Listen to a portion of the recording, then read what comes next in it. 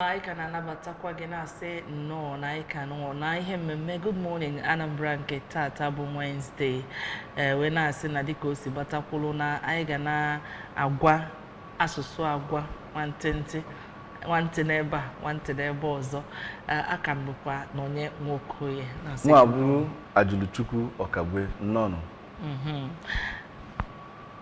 Well, what we'll be talking about here is state policing and how feasible it is in Nigeria. Anyị na-anya ifu na otegokwa na-eji we na-eti mkpu state police na nke unu makwa unu nwa na-esonyela anyị mana n'ụtụtụ a ọ dịka gasị na enwego okwu ọzọ atọpụta ma gbasalụ ya bụ state policing. Anyị nwere onye ọbịa sonyela anyị n'ụtụtụ ka anyị wee tinye ọnụ na ya bụ okwu mmalụ mkpa ọ dị inwe state policing na kamgbe ekwubeli ya na kịta ekwubeli ya kedu ihe o ji wee bụrụ na ha atetekwa n'ụla ikwunya bụ okwu. Onye ọbịa sonyela anyị iji wee nebanye anya n'okwu a bụ a public affairs analyst ka ndị bekee na-akpọ ha bụ Ifeanyi Okekadigbo Ọgụnọ Egbunam. Anyị na-anabata gị na-asị gị nnọọ na Good Morning Anambra nke taa. Ndị be anyị akụ ekwesị gee ntị anụ si wee mere ife. Ọ dị mma ka anyị bekene na ihe gbasara onye bụ state police na asị Tinubu declares state policing a necessity, demands constitutional reforms. Ifeanyi Okadigbo mgbe m fụrụ isiokwu a nwere ihe bịalụ m n'uche na ọ bụrụ taa ka ebido wee tibe mkpu a na-asị ka enwee state police enwerele ihe afọ wee na-eti mkpu a ajụjụ m wee bụrụ kedu ihe o ji bụrụzie kịta ka etetekwa n'ụla ikwukwenya bụ okwu state policing. Ndị be anyị sikwa na mgbe onye ji teta ọ bụrụ ụtụtụ ya ama ana m ajụ onye tetezi ya na ndị eri ibe ya nabasị ya ka bụkwa ụtụtụ. You know, the unfortunate thing in the country is that we tend to do the right things the wrong way and at the wrong timing. O nwere onye ya aka mmadụ wee chekwa bie.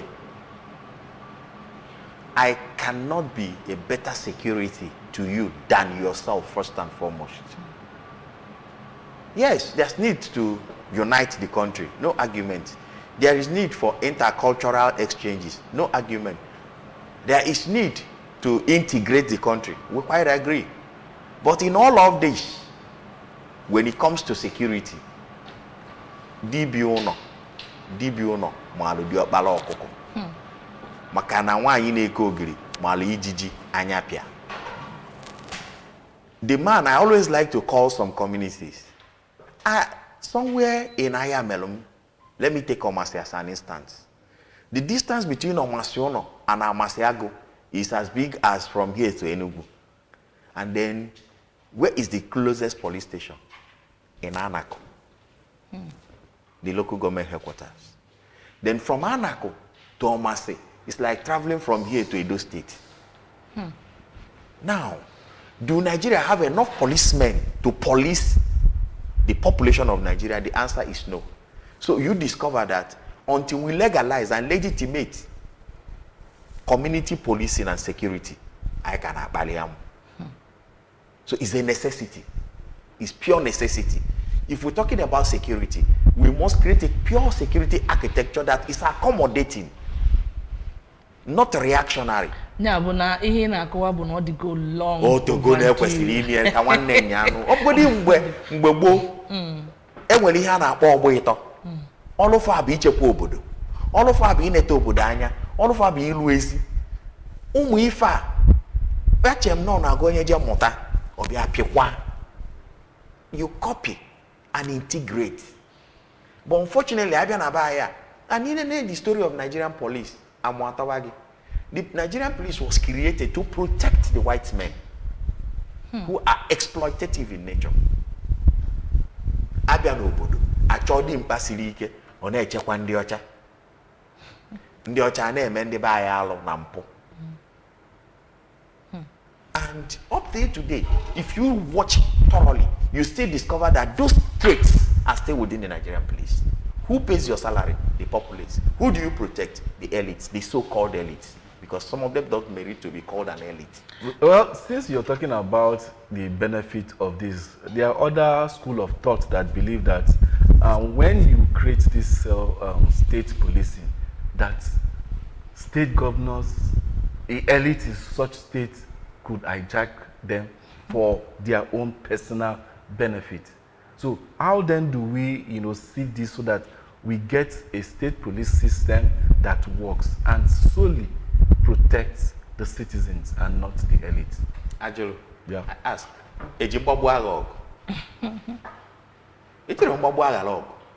Even the so-called federal police we have, are still being intimidative. Have you met them on the road? The way they talk to you, the way they look at you as an idiot. Even in police station, they will call you a thief without a proper court of law. Even you are talking about, there's nothing called investigation. It's storytelling. When you tell your story, I tell my story. The man sitting there will just take his stand based on what has touched his hand. Yeah, that's how it is. Nobody investigates anything. Nobody is. I tell them, it's only when it affects, in quote, some personalities, you see them scramble. Otherwise, you tell me, how will NDA, state NDA director, be kidnapped? And even their sister agencies, it took them days before they knew. It's funny now. It's funny, my brother. So, the issue is that we cannot say because, in fact, Christ himself, the God we worship, selected 12 and there was a Judas. Even the food we eat is also poison to our body. But should we stop eating? The simple answer is no. What we need to do is to set structures. Structures that are very formidable to withstand pressures. Let formidable persons with character. Look at Anambra, the AVG we have. Yeah, some of them goes wrong. But are they working? Have they brought down the volume of crime and criminality in Anambra State? The simple answer is yes. You cannot. You can't see those kidnapping for even recharge card.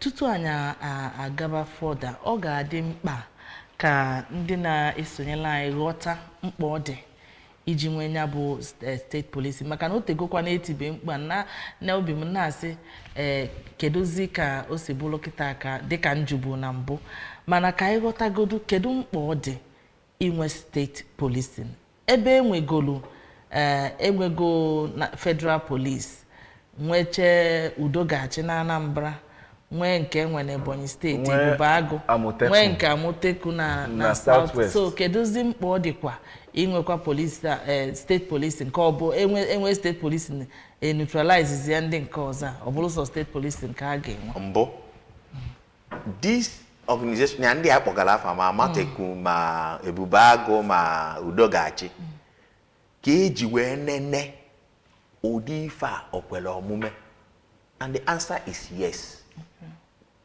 Okwele omume.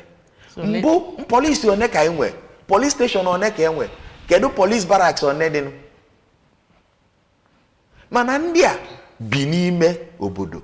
Obodo ọbụla mara nwa fa na-eme ajọ ife. Maka na ihe na-eri agwa dị agwa n'ime. Ihe na-eri agwa dị agwa n'ime.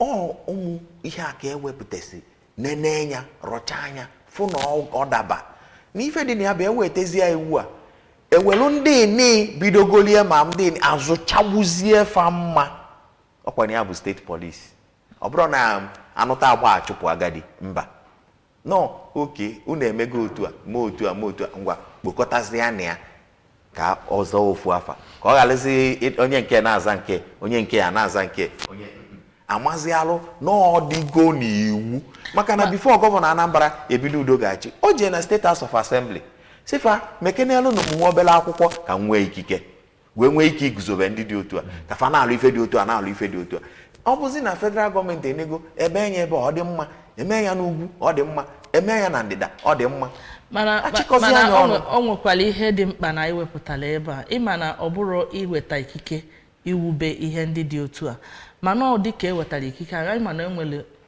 oke ọzụzụ nnukwu ọzụzụ dị mkpa ekwesịrị inye onye na-ebu fire arm ị na-anya na ihe anyị na-afụgasị n'ụbọchị taa o dolo ewu na ọkụkọ anya na anaghịzi ejenya bụ ọzụzụ ma ndị federal police o ma ndị vigilante o ịma na ekwesịrị inwe ebe a ga-achije ha eje ọzụzụ tutu ha akpọpụta ha ka ha na ndị mmadụ wee mekọba ihe ka ha wee lụba ọlụ mana ọzụzụ ahụ adịrị ya ịpụta n'ụzọ even ndị ebube agụ ha na-ekwu ị ga-afụ ha mbọsị sitatum ha blọkụ ụzọ na-akọsụ trafik. Kedu ihe a na-eme? A na-ana ndị mmadụ ego, a na-ana ndị mmadụ ego n'ụzọ. Ihe a bụ ihe anyị na-afụ. Otu a ka ọ dị na polisi, otu a ka ọ dị na sekuriti niile dị. So kedu mkpa ọ dị na dịka a na-ewube ndị a na enwelu so many places a na-eje for their training? Kedu mkpa ọ dị na dịka a na-ewube ha na ekporo ha ozugbo kpoje ebe a ga-enye ha ọzụzụ so that ọfụ mmadụ ọmanụ mmadụ, ọfụ anụmanụ ọfụ onye ori ọmanụ onye ori, na ọ bụrụ onye ọbụla ga-abụ onye bụ ọ bụrụ na nwere ihe ị nwere ma na ịbụ suspect. Mbụ ọzụzụ adịrọ mgbagha, izugbu mma kachasịrị mkpa maka na o nwere nke azụrụ a na-azụgburo mma. Ya bụ ọzụzụ dị oke mkpa. Ọ dị ọ bụrụ onye kwuo enya ya ọbante oyi na ukwu efunarị ya.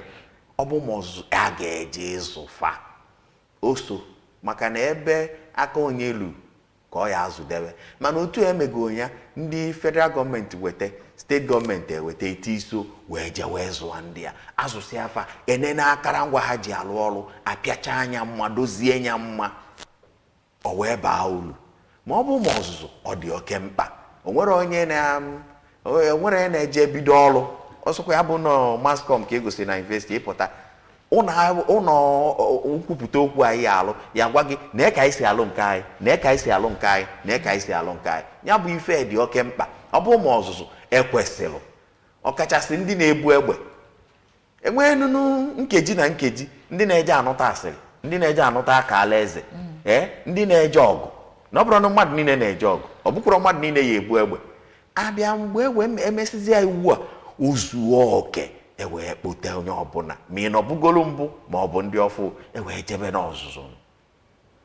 Ndị steeti wepụtaga zụrụ onume ha lu mana abịazi ya zụgbuzie fa mma anwa rọchaa ata wepụ ata n'ọka ọka mịa ọfụma.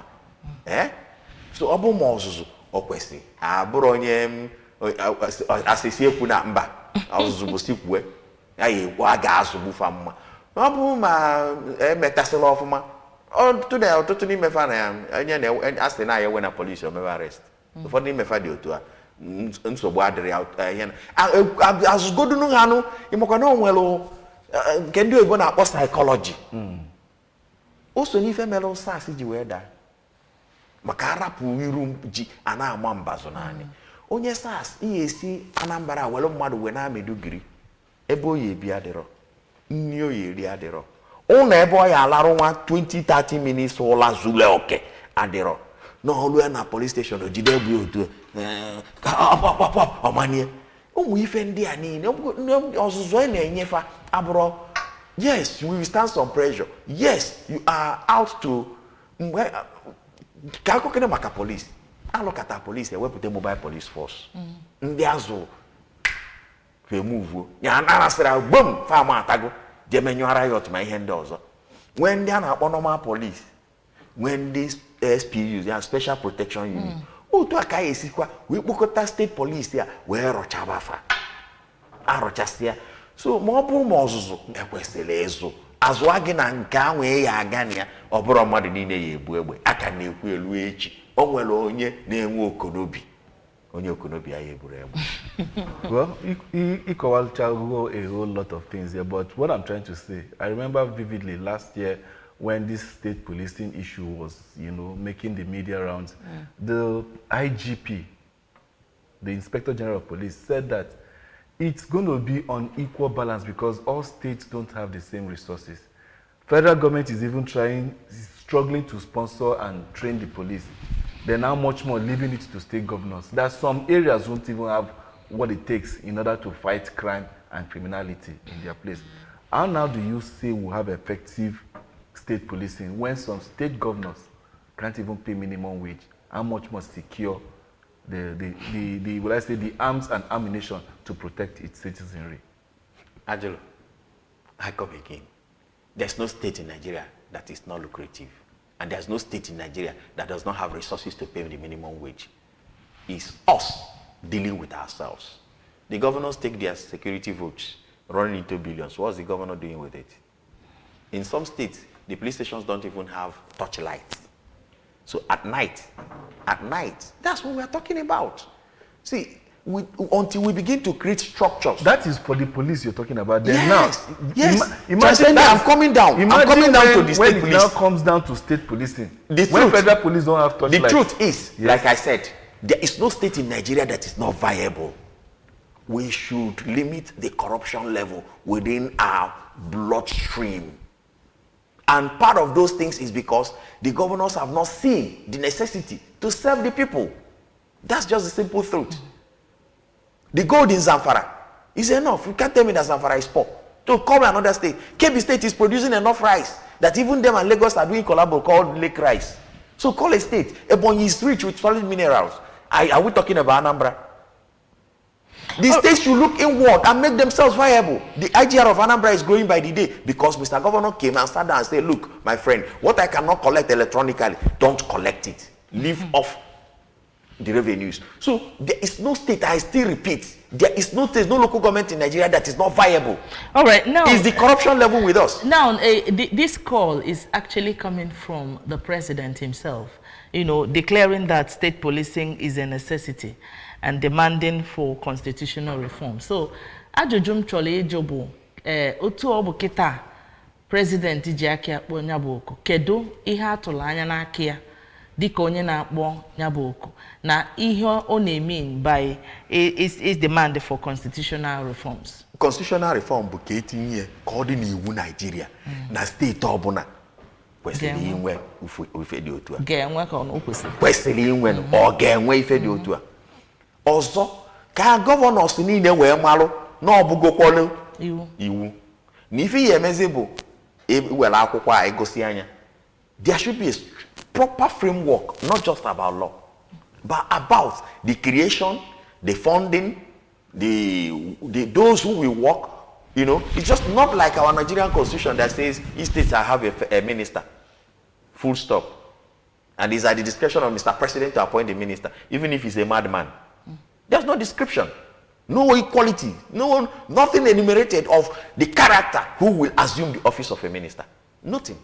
Just that each state should have a minister, and the president is at his beck and call to appoint a minister without telling him for that man to be appointed, it should be like this, or like that. So we should make the law and make the law to have a formidable, a planned law that is planned not to fail. Because there are some laws that are already planned to fail, you know, if looking at our constitution, just like I quoted. So in the course of defining conceptualization, proper things should be done. More especially when it comes to funding. I think it should be a joint funding between the state, the local government, and the federal government. Because these people are going to be at the local level. The state police is not going to end in Oka or the state capitals or the urban cities. It must get to the nooks and crannies. Otherwise, it's still a failed project.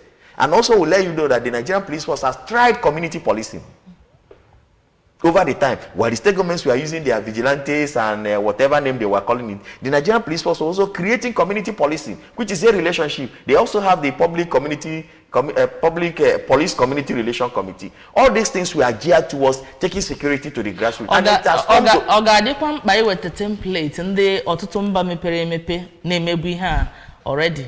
Onye ka na-ekwu nunu. Onye ije kọpịta idozigbu enya mma ka ọ ga-adị otu o si kwesị gị nwa. Maka na ihe masịrị m amasịrị ọyị. Mana eweta nke na ya chịkọtasị anya. Enwe na-akpọ comparison.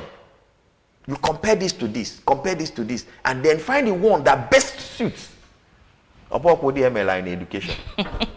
But we've had issues even in Anambra State where the government thought of, you know, having its own vigilante services when crime was very, very, you know, in high. You know, there was the bringing into Bakassi boys in order to come. Isn't that an act of state policing? And we knew the unorthodox methods that security outfit operated in this part of the state. So when we talk about state policing, are we going to be seeing a thing like that coming again, and then people, when the government is talking about abolishing fetish ways of doing things, and then you see some people that say, okay, this is the way that we want to eradicate crime and the rest of it all. How do you match that if it happens to... I call those things the learning curve. Okay. Because the Bakassi was a creation of necessity. And then over time, we also have seen that that model, the good part of it was copied and reproduced, while the other part of it, which was very obnoxious, has been removed completely. So it's a learning curve, like I said. But it would still bring in people that are already criminals into the fold of vigilante. I'm coming, sir. Even let's get it like this: to catch a monkey, require a monkey. So you're telling me that you need a thief in order to checkmate criminality? Have you asked yourself why some projects fail? Some projects fail because from the conceptualization, the idea, the issue you're trying to curb, somebody from within has not been able, somebody from within may not have been part of it. Like in diseases, you take a virus or whatever, or a bacteria, and then recondition the bacteria to fight itself. So even in crime... And that is vaccination. That's vaccination. Even in crime prevention, I will tell you the truth, that if there is no intelligence, and that intelligence can only come from within. Go and ask Iran what happened to them. Ọ dị mma intelligence. Ịma ịnekwa anya n'ihe gbasara okwu polisi. Ndị be anyị na-eti maka onwe ihe anyị nọ na-ekwu tutu anyị bịa gbasara arrest as na-emelụ maka ndị gburu mmadụ na Benue na Kaduna. Anyị na-ekwu ya n'afọ amụ na enwe ike ihe mecha ndị nwere ihe nawa abịazie ị na-agafe asị gị adọga aka na nwunye gị na moto maka nọ na the vicinity ka afọlọ ị na-agafe. O wee bụrụ ya na ndị be anyị na-etikwanụ mkpu maka polisi nke dị adị wee na-ekwu okwu maka community police na state police. Kedu ihe ọ dị gị ka a ga-eme ka nya polisi ọ bụ na eweta polisi nke steeti ka ọ bụrụ ihe ga-edofọ ndị be anyị arụ ka ọ ghara ịbụ nke ya abịa tagbu ha atagbu? Mbụ, o nwere ha na-asị judges rule. The judges rule permit the enforcement agency to arrest people within a crime vicinity and then begin to sort them. Is it at the point of the crime? At the point of crime, or when the crime, must have ended? Even when the crime has been committed, part of arresting them is to extract intelligence. Where we have issue is a wrong application of rules and law.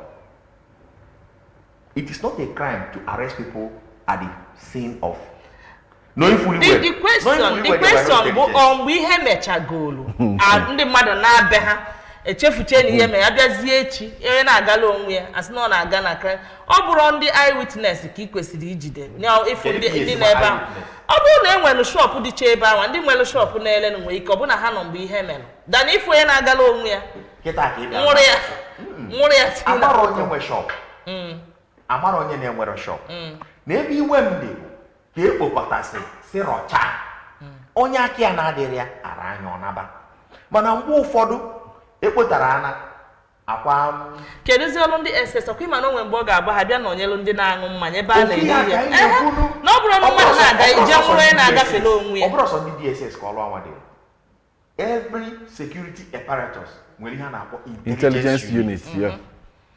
Enwere intelligence unit ya ka na-ekwu na mgbe a ga na-edebe iwu a si kekwala ụfọ ọrụ eke na ọ bụrụ mmadụ niile ya egbu egbe o nwere ndị na-anụta aka ala eze bụ na eze a na-achịka. The situation anyị nọ kịta bụ situation of intelligence. Ọ bụrụ intelligence ọ bụrụ na ị nụtara ọ bụrụ na ị marọ and then be more of proactive than reactive. Maka ọ na reactive a ka a na-enwe issue. Maka ọ bụrụ na e nwere proper intelligence and a synergy between everybody. I like what happened. Then I was just coming back from Onitsha yesterday. From the police, from the AVG, Kafano na call on. Fanchaku ebe. See when this is exactly what we are talking about. Makofonye police na ebe a we ko ya na anoro kacha mnibu. Oya makuri fa akpa.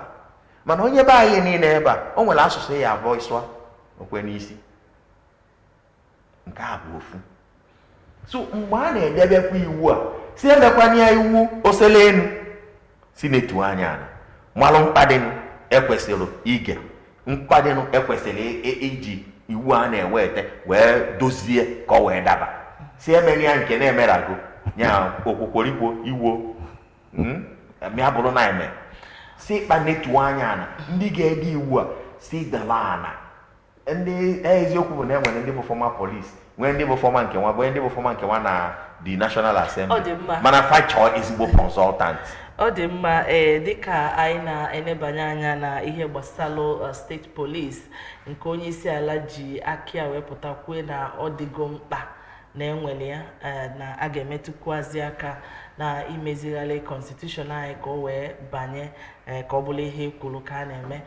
While we round up, let's get our final shot on this topic that we're talking about. Ọ dị mma ọkịka adịgbo dịka a na-ene anya ma gbasara ndị steeti polisi na kedu ndị ọ dị gị ka ọha nwa ka a ga-erekrut ka ha lụba ihe gbasara steeti polisi maka anyị ma na polisi anyị nwere kịta inwe ike ị na-aga n'ụzọ ifu onye gbuwala iru fụ onye na-aza afa dị anya ọ gwara ọgwa so kedu ndị ọ dị gị ka ọha nwa ka ekwesịrị irekrut into state police? Mbụ mana nkụ dị na mba ya eghere mba nni abịa n'Ogbunike ebe nna eweta n'Ogbunike fa alụ ọrụ n'Ogbunike si ewe na onye Mmụdịọka maọbụ onye Ogidi ka ọ bịa ọrụ n'Ogbunike nya ngwatọ ngwa ọ ya adabasịrị na-abịa n'obodo arọcha ụmụfa mụrụ fejila akafa ịbịa fụ na Anambra. That's what exactly is happening. Yeah, but otu esi nwee vigilante. Yes. Mana ọ bụkwa ọnọ ije kpọta onye mkpọ ka ọ bịa ọrụ na-anakụ. Kwokworikwo ivo. Ọ bụrụ na ndị Ogbunike nwere the experience to combat. O nwere onye bụ experience wee bịa. Kedu ihe ekwuzi ọzụzụ? O nwere onye bụ experience wee bịa nke a na-eme ebe kịta ejiro m nne m amụrụ m ọrụ ọmụmụ. So mbụ bụ n'obodo ọbụla ya anọ befa. na-akwụ m n'ife na-eri agwa dị agwa n'ime obodo ọbụla nọdụ befa ọ bụ na mmadụ ịtọ fee weta mmadụ ịtọ a fa na-alụ ọrụ na befa. Ọ dị mma. Nke ọzọ bụrụ na anyị achọ ndị nwegolu nya bụ ọzụzụ ka ego wee benata dịka retired police, retired soldiers, retired DSS staff ha nwere ike ịnọzi nka ndị ndụmọdụ wee na-enedofe anya maka na o nwere ife mee na Bini mgbe okwu a na nwee ka olu o nwee ebe olu ọba wee kpọọ IGP arasị wee sị bịa na ya chọzi ife a edo wee nọdụ ana krietie ndị nche maka okwu ana so enenesi ga-emegi ife a mekwasị ya fụ na ọ dị mma okwu ana binata. Ọ dị mma anyị afụgo ka ozogo gbacha na isiokwu anyị nebara anya bụ Tinubu declares state policing a necessity demands constitutional reforms. Anyị na-ekene gị n'ụzọ pụrụ iche bụ gị bụ Ifeanyị Okeke Adigbo Ogo na-egbunam daalụrị nne maka oge gị na okwu ndị etupụtagasịrị n'ụtụtụ a daalụ. Daalụ. Abụ m na onye nwe Okoye Nwa abụrụ Ajubuchukwu Ọkagbe.